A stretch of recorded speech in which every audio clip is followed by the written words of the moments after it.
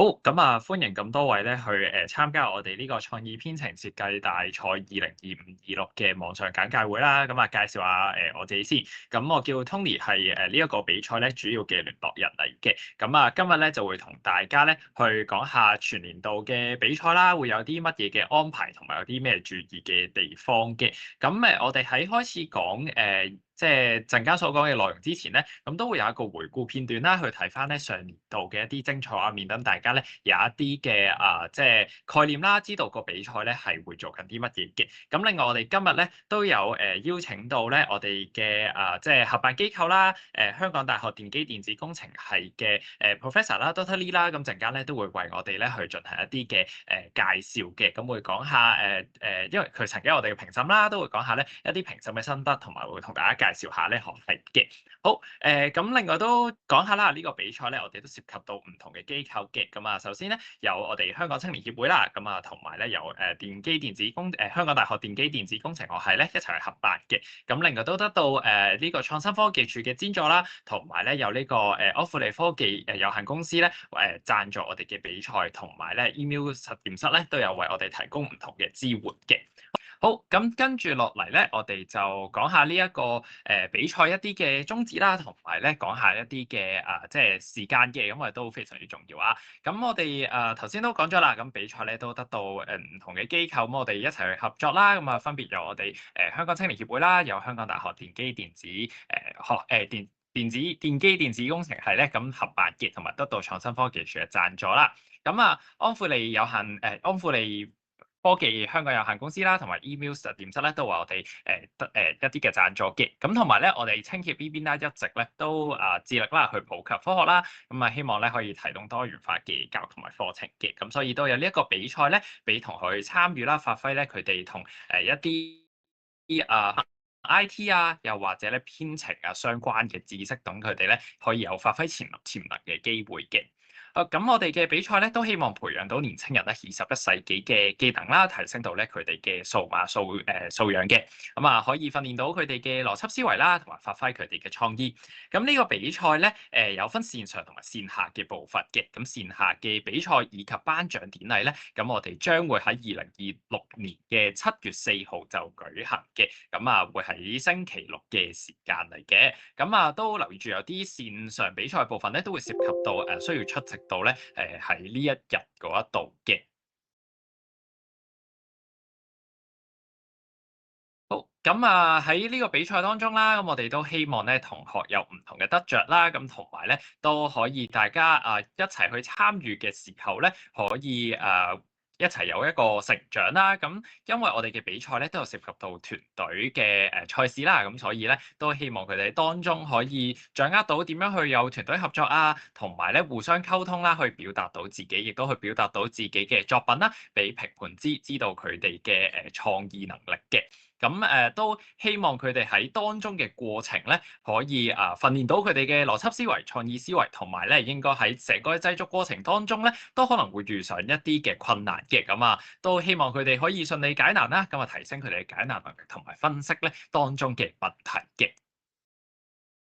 好，咁跟住落嚟咧，就講下成個比賽啦嘅一啲嘅日程啦。咁我哋咧都會跟足翻咧上邊嘅時間同埋日子嘅。咁成個嘅比賽由今日開始咧，就即係係第一個活動嘅開始嚟㗎啦。咁就係網上簡介會啦。咁之後下一個嘅活動咧，咁就會去到2月7號嘅。咁就會有一個體驗工作坊。咁就係入面就會同大家咧一齊去學習一啲microbit 嘅即係編程嘅技術啦，同技巧嘅，亦都會應用翻呢啲技術咧，喺我哋嘅賽事當中會話俾大家聽咧，點樣去即係運行或者去運作㗎啦。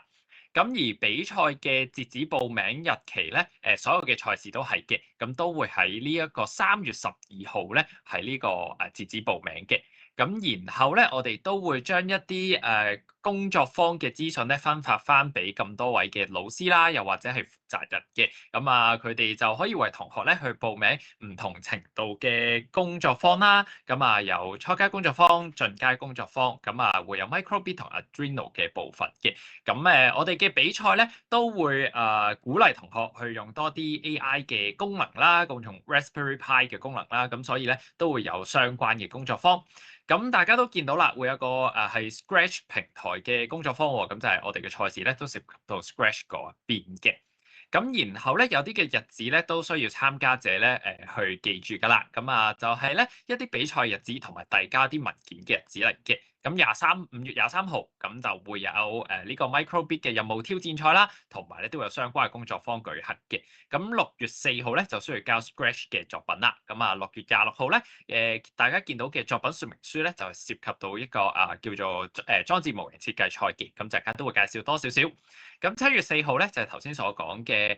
一個線下比賽嘅日子啦，同埋頒獎典禮嘅日子嚟嘅。好，咁頭先見到嘅時間表啦，咁啊都有好多唔同嘅活動，咁呢啲嘅活動咧都同呢3個嘅比賽項目有關，咁就係裝置模型設計賽啦、Microbit 任務挑戰賽同埋 Scratch 作品設計賽嘅。咁一陣咧都會同大家講下個即係參加嘅資格啦，當中咧一啲嘅評分準則啦，同埋咧成個嘅流程嘅。好，咁首先講下裝置模型設計賽先，咁會分2個組別嘅，就係中學組同埋高小組。咁中學組就中1至中6啦，咁高小組咧就係小4到小6嘅學生嚟嘅。咁呢個比賽咧就以隊制形式去進行嘅，咁啊係一個團體賽啦。每間學校咧可以排最多3隊嘅隊伍去報名嘅，而隊員嘅人數咧可以2至5名嘅。咁最緊要咧就有一位嘅老師啦，或者係學校教練咧去帶領嘅。咁啊呢個比賽係校際賽，咁所以都需要咧學校去即係簽署翻啲文件去確實翻咧隊伍係代表學校嘅。同埋呢一個線下嘅賽事咧係一個收費賽事嚟嘅，咁就需要收取報名費200港元。咁到比賽當日咧，同學去介紹作品嘅時候，可以用廣東話啦、英文啦去介紹咧都冇問題嘅。而當中如果佢哋嘅作品涉及到即係可能一啲文字嘅描述啦，咁同樣地咧都係即係以中文同英文去作為嗰個語言嘅。咁比賽嘅日子就係26年7月4號啦。咁地點咧我哋都暫時待定先，咁之後咧會公佈翻咧喺網頁上面噶啦。好，咁賽事咧都會有一個嘅主題嘅，咁我哋都已經大概草擬咗啦。咁今年嘅主題咧，呢個賽事嘅主題就係水資源管理，咁就會就住呢個嘅主題咧去製作一個裝置啦、模型啦，或者一個場景啦，咁就去同評判咧介紹翻你哋嘅作品，同埋當中咧會有啲咩展示啊，同埋有啲乜嘢嘅效果嘅。咁當日咧大概成個嘅即係叫做流程啦，咁就係當隊伍報到咗之後咧，我哋會俾30分鐘咧，大家去組裝佢哋嘅模型啦，去做一個最後嘅即係可能準備啊，或者檢查等等咁樣嘅。咁但係咧，去到匯報之前咧，大家都仲有時間咧去繼續去調整嘅。咁比賽前2星期咧，我哋就會透過電郵去通知翻負責老師或者教練佢哋究竟係咩時間去匯報啦。咁等你哋咧可以預計翻大概有幾多嘅調整時間嘅。咁成個匯報嘅嗰個嘅時間咧，咁有7分鐘係介紹作品，咁4分鐘咧就係呢個 Q&A 嘅環節嚟嘅。咁隊伍就需要咧喺6月26號之前啦，咁就交翻咧你哋作品嗰個程式碼同埋個作品簡介書俾我哋嘅。咁係咪交咗代表唔可以再修改作品咧？並非嘅，我哋就需要大家交個即係草擬嘅即係叫做方案俾我哋先啦。咁咧都去幫助到我哋咧之後進入呢個評分嘅環節嘅。咁詳細嘅規則啦，又或者咧呢個主題嘅一啲嘅展述咧，就會去到4月或之前咧，我哋會放翻喺我哋嘅大創網頁上面噶啦。好，咁都講多少少咧呢一個主題啦。咁其實咧即係點樣去即係展示到出嚟咧？咁以下就同大家講解一下先。咁首先咧，你哋可以製作呢個作品嘅時候咧，可以用到一啲嘅微電腦板啊，又或者一啲嘅微控制器啊。咁分別咧就會有呢個 Arduino 啦、Microbit 啦，同埋 Raspberry Pi 嘅，同埋相關嘅一啲 AI 模組咧都可以去用到嘅。咁就需要咧表達即係你哋嘅作品就要表達到咧係有效活用呢個水資源啦，改善一啲咧而家不足嘅狀況嘅。咁就可以即係嗰個規模啦，咁啊可能細節係大家生活範圍以內啦，又或者咧係成個社區你哋即係有一個觀察到嘅問題喎，咁都可以咧喺個作品度帶出嚟嘅。咁水資源嘅定義都俾咗大家㗎啦，咁就係咧我哋能夠直接或者間接使用嘅一啲嘅水源嚟嘅。咁到時咧，大家就要即時呈現翻或者模擬翻咧改善水資源嘅即係個效果㗎啦。咁如果大家對於即係呢一個嘅主題，可能個概念覺得咦好似唔係好清楚喎，咁想再了解多啲咧，咁都建議大家可以去翻聯合國可持續發展目標入面其中一個目標淨水同與衞生喺入面咧攞翻一啲嘅參考嘅。咁跟住落嚟咧，咁就會係一啲嘅評分準則啦。咁我哋都想咧首先即係介紹咗俾大家知嘅。咁以下時間我都會交俾我同事咧，咁去再講解多啲。咁麻煩 Edward 同大家講解下先。係，大家好啊！歡迎大家參與今日嘅 briefing 啦。我係另一位最主要今次負責創意編程設計大賽香港青年協會嗰邊嘅負責同事，我叫 Edward。有關於裝置模型設計賽呢片嘅評分準則咧，咁都想同大家咧做一個簡單嘅介紹。如果而家有參與過早幾年嘅比賽咧，你會發覺嗰個嘅評分準則係有少少唔同嘅。咁所以咧都想喺呢度咧同大家做一個簡單嘅解釋先。咁首先咧，關於咧我哋編程設計賽呢邊咧，其實裝置模型設計賽方面咧，我哋最主要會有3個地方咧，係最主要3個部分啦，嚟去進行一個評核嘅。咁第一個咧就係硬件同埋編程方面嘅要求。咁留意翻啦，我哋今年嘅硬件嘅要求咧，係着重大家咧係需要進行編程嘅部分嘅硬件咧嚟去進行評分嘅。咁而同對比早幾年嘅評分準則有少少唔同，就係咧，我哋不限於大家所使用是否指定嘅電子元件。即係舉個例子，早年嘅比賽，我哋最主要會可能有10項嘅電子零件咧，係需要大家使用先至會作評核。但係今年開始咧，我哋將電子元件嘅定義咧，就係接駁你嘅微控制器或者你嘅微電腦入邊用到嘅東西，我哋先至會作評分。咁亦都冇限你哋係咪是否好似而家咧例子入邊所列舉嗰10款嘅。咁同埋啦，如果大家用 Microbit 嘅話咧，留意翻，如果 Microbit 內置嘅一啲嘅電子元件，例如佢個 LED 顯示屏啊，或者可能係佢個version 2嘅喇叭咧，嗰啲都作計算。不過必須要有編程並且展現佢嘅效果咧，我哋先至會作評分嘅。咁呢度最高分攞到30分啦，即係代表大家如果簡單做一個除數嘅話咧，最少有6件有編導程嘅電子元件咧，就已經攞到呢個滿分㗎啦。咁所以大家咧可以好放心地去即係進行你嘅作品製作嘅時候，呢一 part 如果大家已經係用足電子零件嘅話咧，其實應該唔難攞嘅。咁編程方面同上年嘅情況都係差唔多啦。我哋就會喺你哋嘅 sketch 啦，同埋咧喺匯報當日我哋嘅 judges，我哋嘅評審去同大家進行 Q&A 環節嘅時候咧，就會有多啲嘅資料咧。攞到嘅時候咧，我哋就以嗰度嘅評核嚟去決定。咁其實呢度就唔難攞嘅呢20分。咁所以咧，呢50分咧可以説得上咧係俾大家咧有一個即係叫打底啦。希望大家可以能夠有一個即係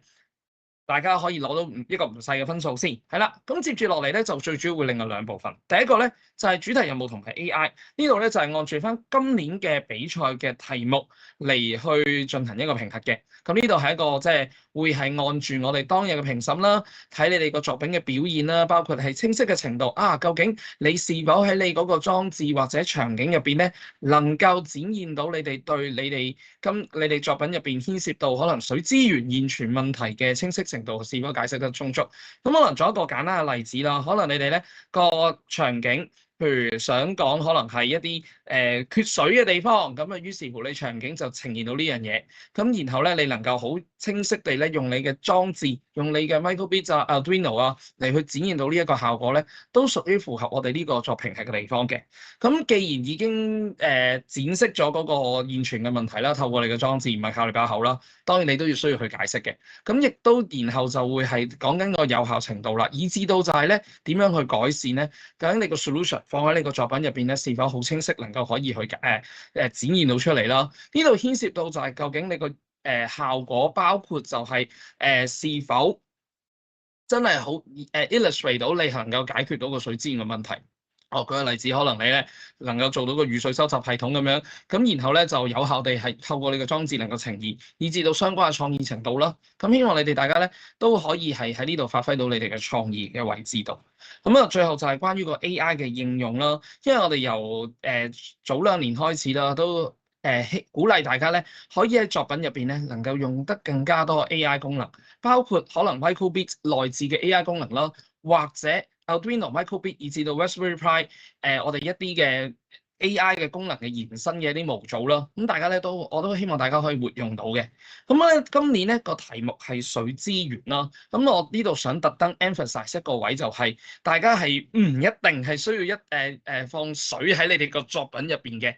我哋創意編程設計大賽，如果大家咧可以睇翻我哋去翻我哋 YouTube channel 啦，去睇早幾年嘅作品咧，其實有水可以會用到，或者咧其實你可以透過你嘅設計啦，你個裝置嗰個嘅佈局啦，嚟去展現到同水差唔多類似嘅情況都可以嘅，係啦，咁所以就唔調翻轉，就唔好規限住，今年係水資源喎，會唔會個作品係咁倒啲水落去做咧？咁我哋覺得就唔需要去特別去用呢個方式嘅。咁當然你話唔係喎，我真係有一個譬如係水耕嘅裝置，又或者水產生能量嘅裝置，都希望用真嘅水啦，讓一啲嘅評審知道我哋係了解如何去製作嘅時候咧，都可以使用。現場咧，我哋都會有提供咧水咧俾大家去進行你哋嘅作品嘅。不過，到4月份咧，我哋會出嗰個題目指引嘅時候咧，入邊都會清楚列明翻，大家如果需要用到水嘅時候咧，係必須要做好防漏嘅設備，包括就係你有準備到一啲嘅物品 in case 佢漏咗水啦，或者根本唔係 in case 佢漏咗水，而係你應該喺你製作裝置嘅時候已經確保你放水嘅地方係唔會有漏水嘅問題嘅。咁呢個咧都希望大家咧喺評分準則，我雖然呢度冇講，咁但係因為我今日俾大家睇完題目嘅時候咧，都希望大家知道我哋會有呢個咁樣嘅考慮咯。咁最後就係關於個團隊合作嘅，咁啊一如往年啦，我哋都會咧按住隊伍，因為我哋嘅隊伍數目人數係2至到5人，咁我哋就睇翻大家嘅分工啊，睇翻大家到期時互相合作，以至到喺呢個嘅問與答環節入邊，我哋嘅評審問翻大家，咦，你哋嘅分工狀況，以至到你哋表達嘅時候咧，有冇顯現到你哋一個即係合作嘅地方？咁都希望大家能夠係2至5個人啊嘛，咁大家就互相合作，完成個作品咧，能夠達到呢次比賽，希望能夠喺呢個評分入邊俾你哋嘅目的嘅。係啦，咁當然正如頭先 Tony 所講啦，題目方面咧，我哋4月份咧就會出正式嘅版本，咁入邊可能同今日大家所見到嘅內容咧，可能會有少少唔同嘅。咁到期時我哋都會更新翻俾所有咧已報名嘅參賽隊伍。接住落嚟嘅時間交翻俾 Tony。好，唔該晒。咁跟住落嚟咧，咁有少少嘅相片啦，俾大家睇翻咧，即係上個年度即係嗰個比賽嘅過程嘅，咁都講下上年嗰個主題啦，咁就係學生全人健康，咁所以你哋見到咧，佢哋製作出嚟嘅作品咧，都佢哋會考慮到即係點樣令到學生可能係減壓啊，又或者咧喺佢生活方面咧，佢會覺得舒適啲，或者去做一啲即係教育啊，令到佢哋咧去知道點樣咧可以冇咁多即係一啲健康嘅問題存在嘅。好，咁之後咧就講少少一啲呢個賽事裝置上面啲規限先。咁大家可以用嘅一啲嘅微控制器啊，或者微電腦咧，咁有3款，頭先我講咗啦 Arduino、Microbit 同埋 Raspberry Pi。咁以上嘅一啲 AI 模組咧都可以使用嘅。咁但係留意住係都需要咧同佢哋，即係同呢啲電腦板咧係要連結到去用嘅，就並非一個即係單獨咁樣攞出嚟使用嘅。咁所有嘅呢一啲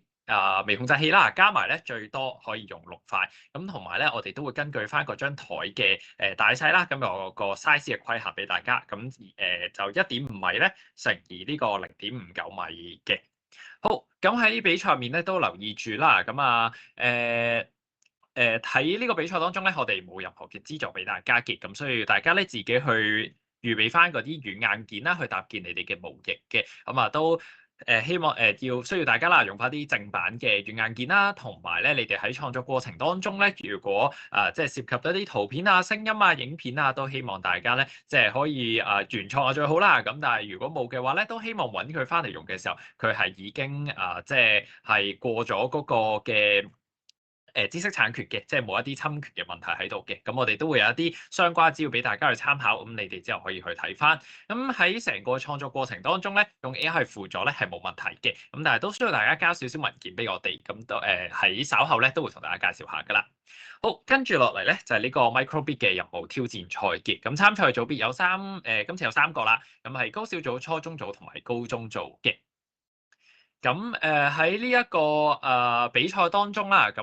佢係一個隊際賽嚟嘅，咁每間學校咧就可以派4隊啦，咁同埋咧每一隊咧就由2個成員去組成，咁都需要一個學校教練或者老師咧去帶領，咁同樣佢都係一個校際賽，咁所以需要得到學校嘅批准咧先可以參與嘅。咁個玩法咧就係呢個閉門賽事嚟嘅，咁喺即係隊伍啦入到去呢一個比賽場區咧，先知道個題目嘅，咁就住個題目咧，你哋就要即係去達到翻佢所需要嘅效果㗎啦。咁成個比賽咧，我哋暫定啦，而家大概就會約20至30分鐘咧去完成，即係叫做一個 session 嘅。咁都考驗大家啦，呢個即時編程嘅能力啦，同埋咧到時嗰個嘅題目咧都會有即係中英文2個嘅版本嘅。咁我哋要中文為呢個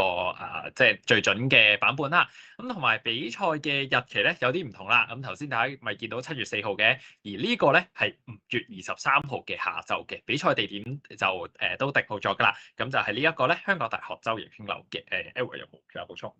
好，咁冇嘅話，我哋就都俾少少相片大家睇以往嘅即係嗰個比賽嘅模式或者玩法啦。嗱，咁大家見到咧，即係2位同學即係坐喺度都去攞住嗰個 Microbit 同埋電腦咧，係我哋提供俾大家嘅。咁所以咧，大家係唔使帶入去嘅。咁入到去咧就禁止通訊㗎啦。咁所以考大家咧一啲即時嘅臨場嘅能力嚟㗎啦。咁同埋咧，大家可以留意下咧，左下角嗰個咧，咁就係上年嘅玩法嚟嘅，咁就係需要大家咧去編程嗰塊 Microbit 成為一個感光嘅儀器啦，去知道翻咧究竟而家嗰度嘅光度係幾多，去做翻一啲嘅排序嘅，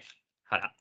好，咁2個工作坊咧都有一個都有啲嘅2個比賽都有啲工作坊咧俾大家去參與嘅。咁就如果大家對於比賽唔係好熟悉喎，咁可以咧參加2月7號嘅工作坊先，咁就可以體驗到咧 Microbit 任務挑戰賽嘅。另外當日都會再同大家重溫多次咧今日簡介會嘅內容啦。好啦，咁參加咗賽事之後咧，我哋會陸續將個報名嘅即係呢個工作坊嘅報名表格咧俾翻負責人㗎啦。咁就留意翻日子3月21同28就係初階進階工作坊啦。咁同埋所有嘅工作坊咧都會喺香港大學周奕興樓度舉行嘅。咁去到咧4月25號咧就會涉及到呢一個裝置模型設計賽咧先可以參與嘅工作坊嚟嘅。咁就係呢個 Raspberry Pi 嘅人工智能工作坊啦。好，咁去到23號咧就係挑戰賽嘅部分嚟㗎啦。咁上晝咧我哋都會有一個嘅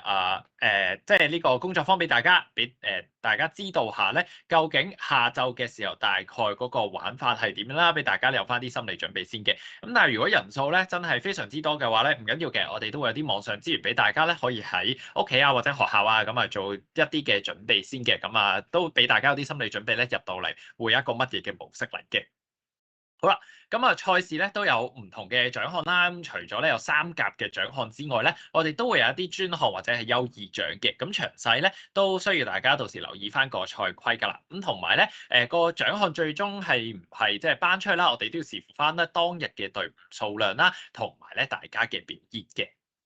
好，跟住落嚟咧就係 Scratch 嘅作品設計賽啦。咁就呢一個賽事咧同舊年有啲唔同嘅。舊年有分到咧，即係叫做高小自己一個賽事，初小自己一個賽事。今年咧我哋就會將2個賽事咧放埋一齊㗎啦。咁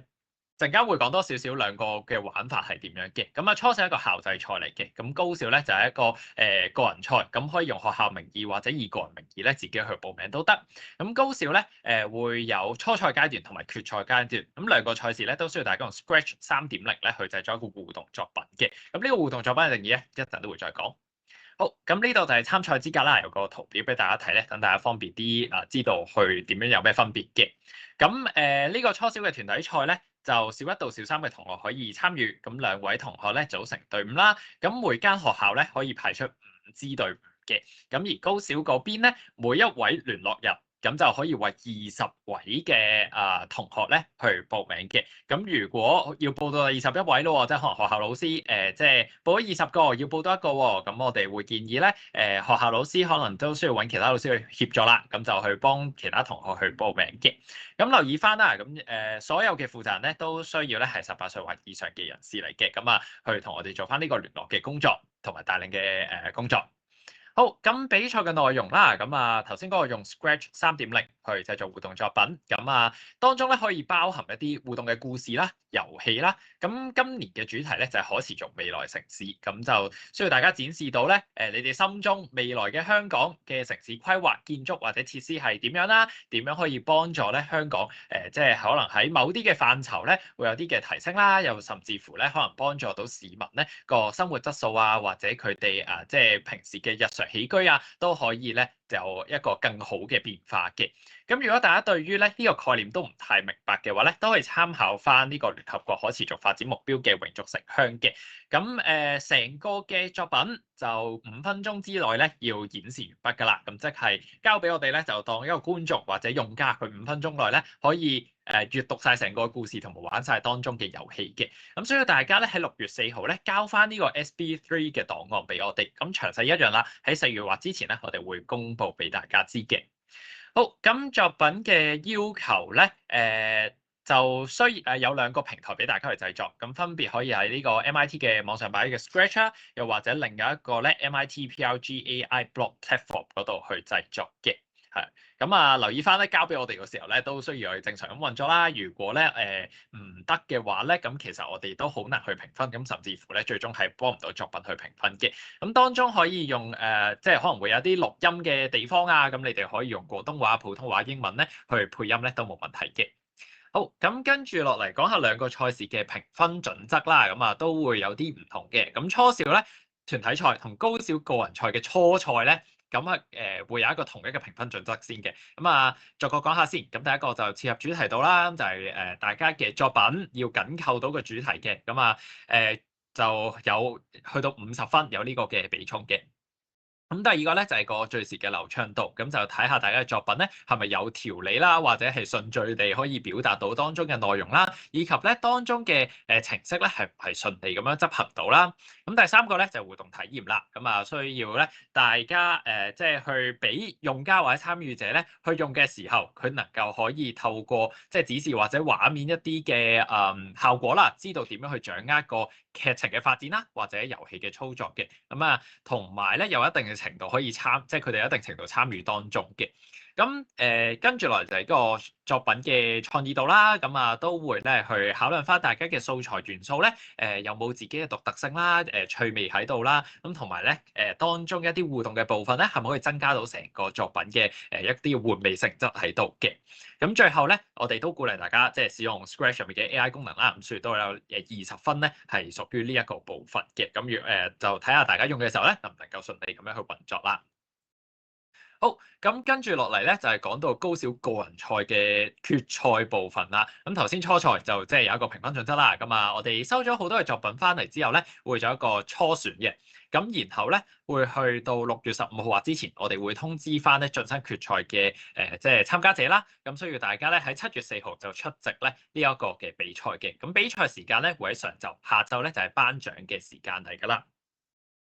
咁晉身決賽嘅人數咧，我哋都要視乎翻個初賽參加人數嘅，暫定大概20至30位咧可以晉身。咁當然嗰個準確嘅人數咧，之後大家即係就會知㗎啦。咁呢個都係暫定嘅啫。暫定嘅模式咧，我哋會需要邀請每一位參加者咧到演講嘅位置啦，用3分鐘嘅時間咧去評判介紹作品。咁當中要包括埋咧講下作品嘅內容啦、操作嘅方式等等嘅。咁之後咧都會有4分鐘咧評判嘅發問環節。咁我哋會提供一啲基本嘅匯報用具啦，咁電腦啊、熒幕啊、一啲遙控啊等等嘅。咁到時參加者就帶翻自己嘅作品開翻出嚟咧，咁就得㗎啦。咁當日咧所有決賽參加者咧會競逐所有嘅即係叫3級獎項啦，同埋一啲嘅專項獎項嘅。咁如果未能出席嘅話咧，咁當日都只能夠攞到1等獎嘅啫，咁就攞唔到一啲比較高殊榮嘅獎項㗎啦。好，咁呢個咧就係高小個人組嘅決賽嘅評分準則啦。其實咧所有嘅部分同頭先嘅初選部分咧都一樣，但係我哋加多咗樣嘢就係演示技巧啦。咁我評判都會當日咧去審視翻參加者嘅匯報內容嘅完整度高唔高啦，同埋咧佢哋嘅匯報技巧嘅。咁都俾一啲上年嘅作品啊，或者個流程大家睇下先啦。咁大家都可以見到咧，上年嘅玩法咧就將兩個比賽啲割裂嘅，就係初小組就做呢一個嘅動畫，高小組嗰邊咧仲有啲遊戲。咁今年咧我哋兩邊咧就集結埋一齊啦，咁等大家咧有多啲發揮嘅空間啦。咁之後咧會有個高小嘅即係叫做匯報嘅時間嘅。咁上年咧我哋都有做到嘅。好，咁同樣地咧，都有一啲呢個比賽嘅注意事項啦，都需要大家咧，即係去斟酌翻嗰個知識產權嘅部分嘅，咁所以都要留意翻自己嘅用嘅圖片啊，或者素材啊，係咪已經授權嘅？咁同樣地，大家都去用 AI 咧去輔助即係去成個幫助你哋成個嘅製作嘅，咁同樣地都有啲文件咧，就要加翻嘅。好，咁都有唔同嘅獎項嘅，初小組嗰邊咧有金銀銅同埋有啲專項嘅獎啦。咁高小嗰邊咧都會有嘅，咁兩個都一樣噶啦，視乎翻咧隊伍嘅數量咧同埋表現咧，當日先會派發嗰個獎項嘅。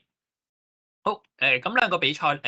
兩個組別啦，都有呢一個工作坊俾大家去參與嘅。咁留意翻係4月25號，咁就會喺香港大學周日傾流參加噶啦。咁只要報咗名咧，我哋會將呢個報名連結咧再分發俾大家。好，咁呢一個圖表咧就係3個賽事嘅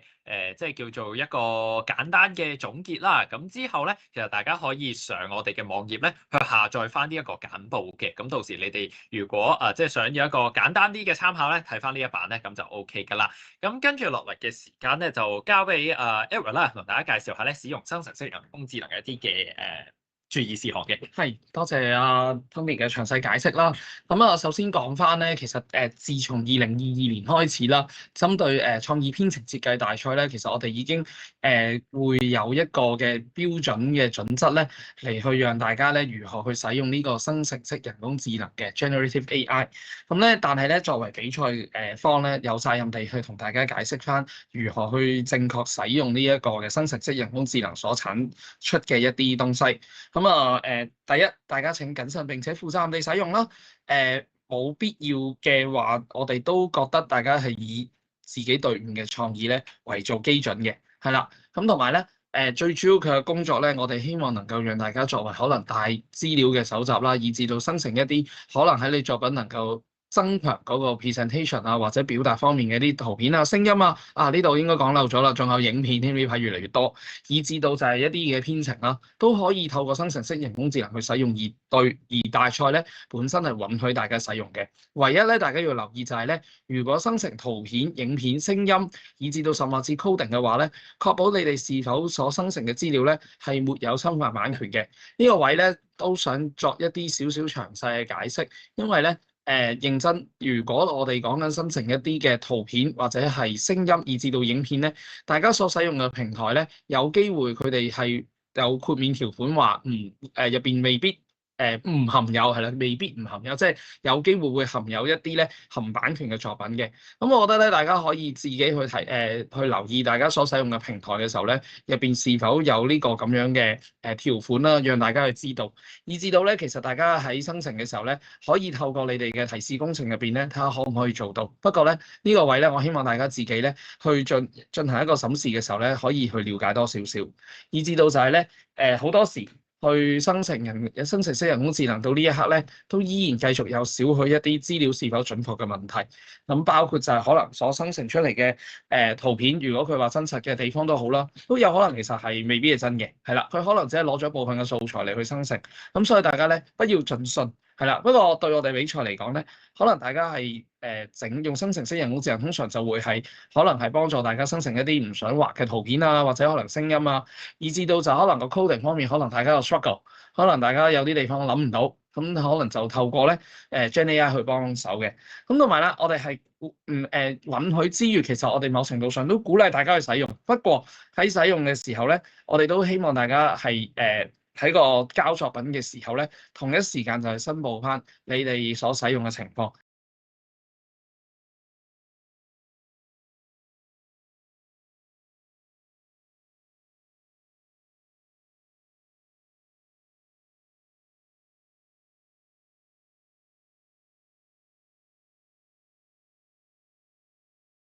啦。咁啊，因為而家咧實在太多 agent 咧去幫大家去 collect 唔同種類嘅一啲工具嚟去生成一啲嘢嘅。咁以至到就係大家究竟個 prompt 係咩啦，嗰個提示指令其實係乜嘢啦，同埋 output 係乜嘢嚟嘅。咁啊，第二幅咧我就係俾大家即係去生成，可能係關於可能係畫啦，或者係一啲嘅聲音啦。其實咧最主要都係想大家咧係話翻我聽，你係有用到，而唔係話完全唔允許大家去使用嘅。咁希望大家咧係從中咧去了解我哋即係比賽嘅一啲準則。咁至於近年咧，甚至比較受歡迎或者比較流行嘅 Vibe Coding 都好啦，我都建議大家就用任何平台去生成你所整嘅嘢咧，又或者用唔同 agent 去進行 Vibe Coding 去打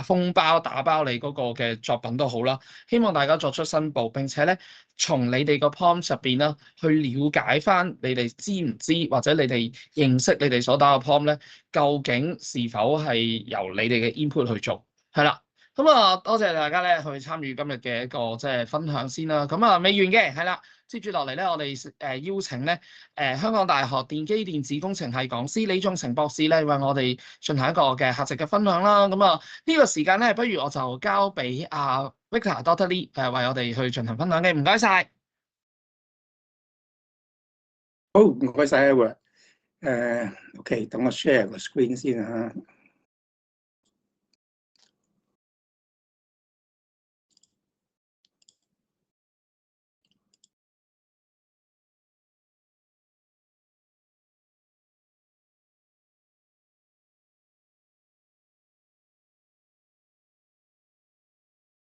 見唔見到 share screen？ 係，我哋見到嘅，係啦。係 OK， 就大家好啊，老師好，同學好。OK， 咁我就 Victor Lee 啦嚇，香港 UEEE Department。咁咧亦都係呢個Creative Coder Competitions 嘅一個 organizer。咁今日好多謝呢個青協咧邀請我嚟嘅個 talk 啦。咁呢個 talk 咧其實就有兩部分。咁第一部分咧就係即係經驗分享啦，即係我做咗呢個 CCC Judge 都幾年啦，咁就有啲經驗可以同大家分享下啦。咁第二個 item 咧就係即係推廣下啦，推廣下我哋 Hong Kong UEEE Department 啊。咁其實舊年我哋收生嘅情況都非常之好啊。咁就即係想話俾大家知點解 Hong Kong UEEE 係咁吸引到大家嚟申請咧咁。咁而家首先第一部分啦嚇。咁就頭先講咗啦嚇，我就做咗呢個裝置模型設計賽幾年嘅 judge 啦嚇，咁就可以有啲經驗同大家分享下。咁我嘅分享咧就建基於呢個舊年用嘅 grading scheme 嘅。咁咧就見到咧，其實有幾個項目都同今年都好接近嘅，譬如啲硬件要求啊、編程要求啊、主題任務啊同團隊合作。咁首先頭嗰兩項咧，咁其實就相對上比較直接嘅。即係話，如果你喺個 presentation 度可以話到俾我知嚇，你有啲咩用到啲咩硬件嚇，用咗啲乜嘢編程嚇，同埋佢哋喺你個 system 裡面嘅 role 或者 function 嘅話咧，咁你就差唔多已經攞到呢啲分㗎啦。咁另外一樣咧就係主題任務啦嚇。咁當年啦，舊年嘅主題任務今年有啲唔同嚇。咁但係以下呢個分享咧，其實我覺得都啱大家。即係都有關嘅，咁就係以往見到好多組嘅同學咧，咁就即係為咗要滿足到嗰個硬件同埋編程嘅要求咧，咁佢哋就喺個設計嗰陣時咧就放咗一大紮 function，咁而嗰啲 function 咧嚇就相對地唔係好相關嘅 function，咁但係個目標好明顯啦嚇，就即係令到佢哋可以滿足到嗰個硬件同編程嘅要求。咁但係咁做嘅話咧，同時其實會削弱咗嗰個 solution 或者個設計嘅即係 clarity 啊、creativity 同 effectiveness。咁所以呢樣嘢大家可以留意下，即係當大家要 propose 個 solution 或者要做一個設計嗰陣時咧，最好嗰啲 functions 咧係比較上相關嚇，或者會有啲互動去解決同一個問題，咁就會比較 impressive 啲。咁而最後一個 item 咧就係呢個團隊合作啦嚇。咁其實大家做 presentation 嗰陣時咧，即係有一樣嘢好重要，就係話俾我哋知究竟你哋點樣分工啊。即係我哋要知道你哋點樣分工，而你哋每位同學咧就應該喺個 presentation 裏面咧就講翻出自己嘅 contribution。咁因為有啲組別咧，佢哋可能淨係得一兩位同學就 present 晒所有嘢，咁就麻煩啦。第一，我哋又唔好知道佢點樣分工啦；第二，會有個印象覺得，咦，唔通全部嘢都呢兩位同學做，其他同學就冇份做咧咁。咁另外一樣嘢，大家可以留意下咧，就係話，當你做個 presentation 嗰時咧，嗰個次序好緊要啊！因為我哋都係根據你嘅 presentation 嘅次序嚟了解你嗰個system 或者你嗰個即係裝置模型嚇。咁如果即係你哋 present 得唔係好有次序嘅話咧，咁嘅話咧，我哋跟起上嚟就比較困難。咁而仲有一點咧，就係即係想睇下啲同學係咪真係好 enthusiastic 啊，即係咪好投入？咁其實呢樣嘢好容易睇到嘅嚇，所以大家就應該當時要有一個 high morale 嚇，等我哋覺得原來每位同學都係好投入，或者都有 contribute 喺你呢個設計裡面嘅。咁呢個就係 part one 啦。咁咧就至於 part two 咧，就係即係介紹下我哋 Hong Kong U-Triple-E 啦嚇。咁其實Hong Kong U-Triple-E 點解咁吸引咧？其實第一個元素就係當然係 Hong Kong U 啦。咁你見到呢度都好多個 factors 啊，點解 Hong Kong U 咁吸引咧？咁今日其實我淨係想講其中一個啫，就係歷史悠久啦。大家知唔知道 Hong Kong U 咧係邊一年設立嘅咧？其實都好多年啦，就係1911年。咁而我哋 engineering 有咩特別咧？就係其中一個即係同 Hong Kong U 一齊設立嘅學院嚟嘅。咁即係話 Hong Kong U 有幾耐歷史咧？我哋 engineering faculty 就有咁耐歷史啦。咁長歷史有咩作用咧？就係我哋有好多校友，即係佢哋已經喺呢個即係 market 裏面咧，或者喺industry 裏面咧，都已經係一個即係 leaders 嚟嘅啦，或者係一啲高層嚟嘅。咁佢哋會幫助到我哋而家學生咧，build一個好好嘅即係 human network。咁而我哋 department 咧，咁就有3個 program， 咁都係 under 呢個 JUPAS Code 啦 JS6987。咁即係話同學只需要報呢個 JS6987嘅話咧，咁佢入到嚟就可以揀其中一個 major 嚟讀嘅。咁即係話，當你入學嗰陣時，你唔係好清楚自己對邊樣有興趣嘅話咧，咁其實你係有時間去考慮嘅。唔係話一入嚟就要決定讀 computer engineering 啊，定 electrical engineering 嘅。咁你會見到其實唔同嘅 major 咧，佢哋有唔同嘅 focus 啦。譬如好似electrical engineering 咁啊，就 more on electrical power and energy 啊。computer engineering 啊 more on data engineering, embedded systems, robotics and controls 啊。咁同學入咗嚟我哋 department 咧，第一年就讀一啲即係 general engineering course 啦。讀完第一年之後咧，就可以揀唔同嘅 major 啦。揀electrical engineering 啊、electronic engineering 啊，或者 computer engineering。咁就即係咁讀多3年，咁就畢業啦。咁畢咗業之後，有冇公司請咧？咁你見到呢度咧，其實全部都係我哋啲 employers 嚟嘅。咁呢度啲只不過係一部分啫。咁人工又點咧？咁就我哋有嘅 statistics 就去到24年啦。咁你見到即係我哋有三個 program 啦。咁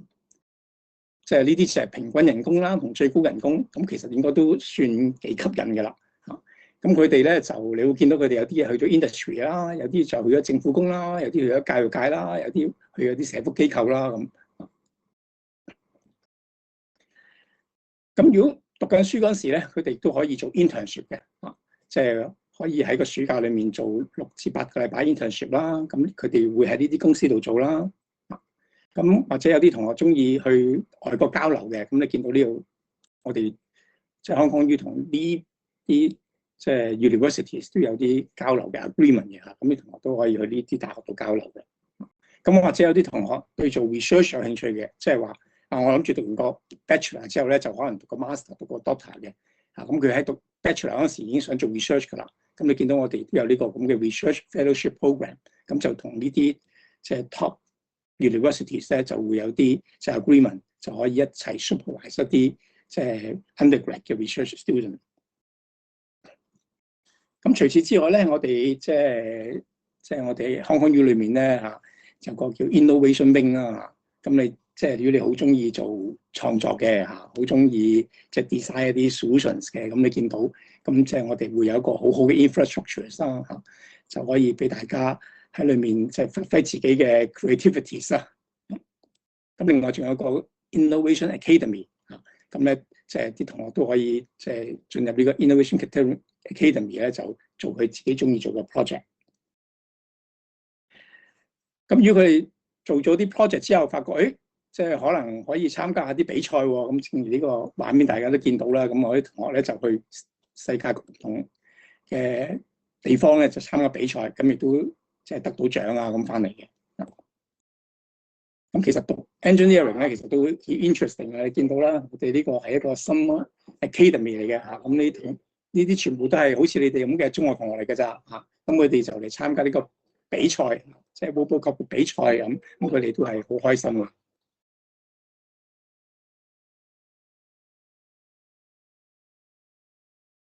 OK，咁我今日嘅 presentation 到呢度啦。咁即係如果你大家會參加啲 workshop 嘅話咧，咁嚟緊都會可能喺即係香港大學嘅即係興樓見到我噶啦。好，今日係咁多，再見。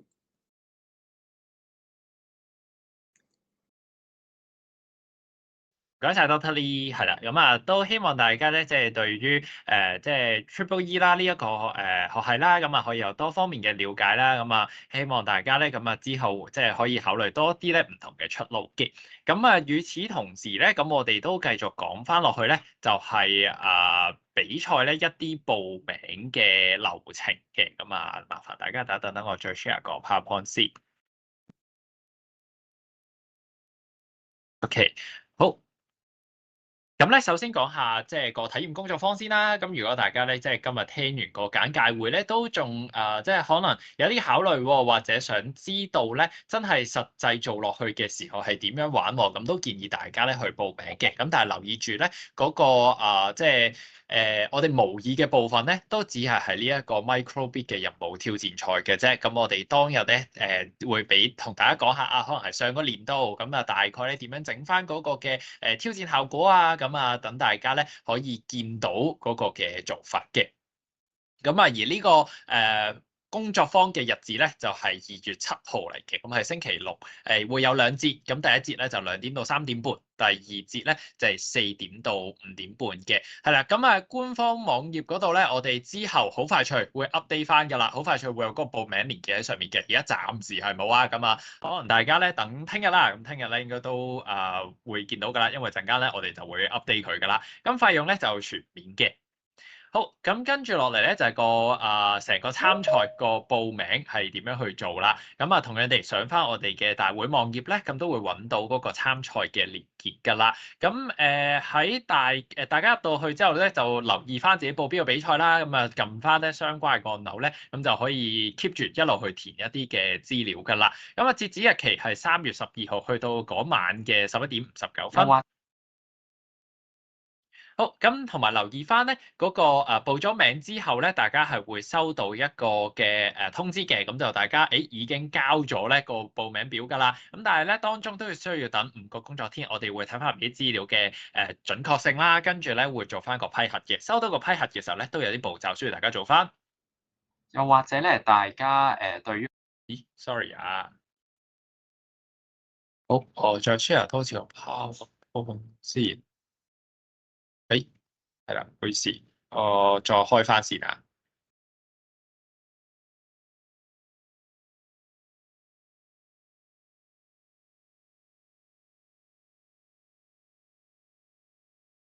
好啦，咁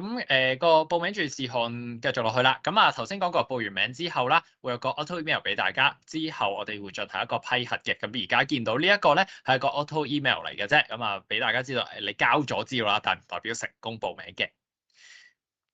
然後咧就我哋做完個批核咧，會有一個嘅確認信咧，電郵嚟嘅，就會 send 翻俾負責人啦。咁麻煩老師或者教練咧，就需要去去給翻個學校人，跟住咧連埋個報名費，咁就需要支票形式咧去遞交嘅，咁就寄翻咧去我哋中心嗰度啦。咁啊地址咧都包括咗入面㗎啦。咁如果發現入面有啲資料錯誤咧，盡快同我哋講翻，咁啊